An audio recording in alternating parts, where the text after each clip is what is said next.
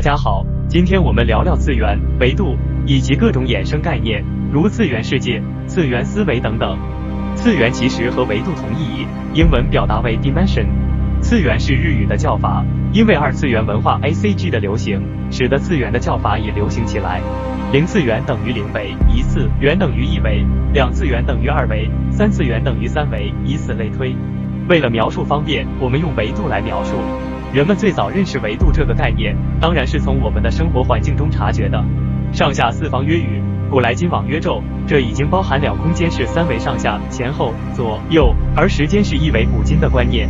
这里当然指的是物理中时空的维度，也就是一个物理概念。在西方，欧几里得的几何原本对几何给出了精妙的处理，但直到笛卡尔发明坐标系，发现直线上的点与一个数对应，而平面上的点需要用二组数来标记，空间中的点需要三组数来标记，维度这个概念就变得清晰了。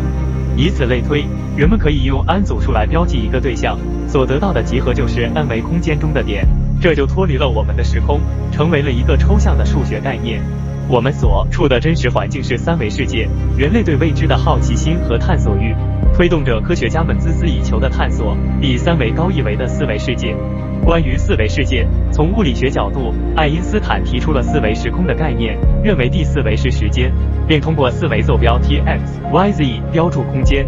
一个引人思考之处在于，广义相对论认为，由于引力的效应，我们所处的时空并非平直的，因此时空只是四维黎曼流行，而非四维的线性空间。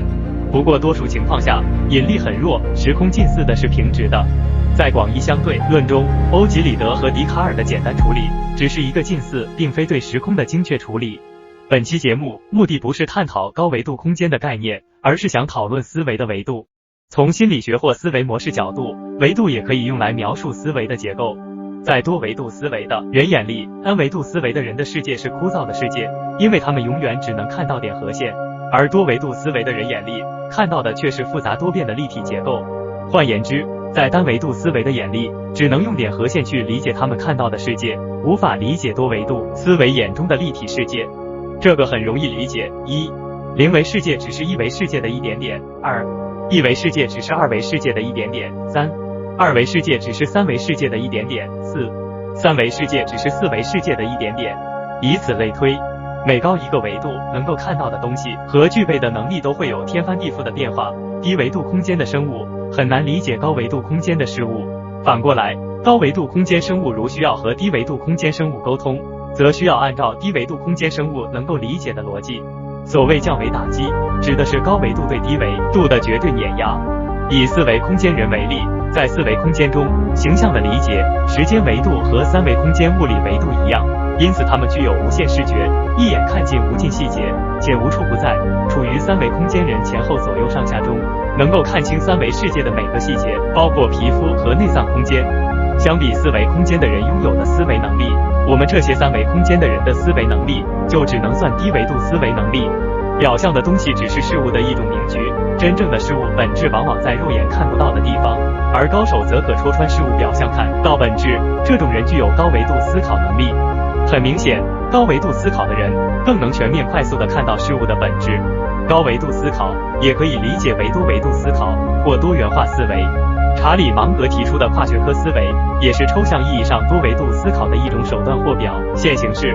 举个家喻户晓的例子，阿里创始人马云是如何通过高维度思考实现了成功。第一阶段，中国实体经济很发达的时候，马爸爸就开始大力推行电子商务和电子支付。那个时候大家对电商基本持怀疑态度，在今天淘宝几乎代表了中国的零售，没有人在怀疑电商。显然马爸爸的认知和思考维度高于当时的普通人。第二阶段，借助支付宝的巨大用户数以及淘宝交易进出时间差滞留的巨量代支付款，再加上通过杠杆在银行的贷款，阿里又发展了消费贷，这为电商起家的阿里增加了新的维度——互联网金融。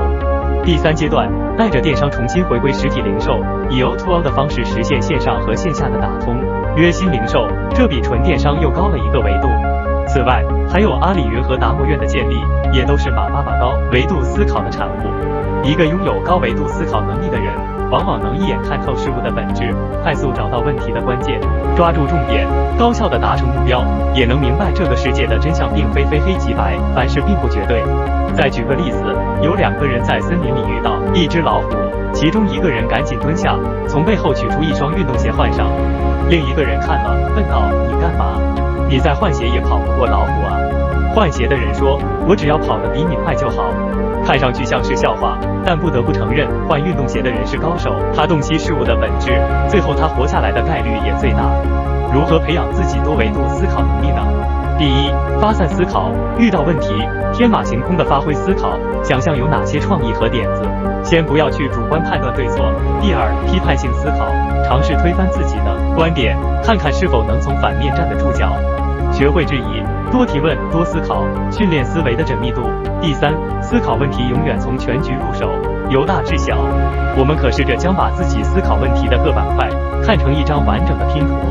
决定你的行为方式的是你思维模式，这些思维模式会根深蒂固地植根在你的潜意识层面，你的行为要配合你的思维，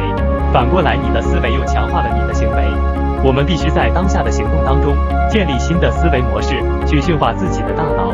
好了，今天讲到这里，请点赞关注，谢谢。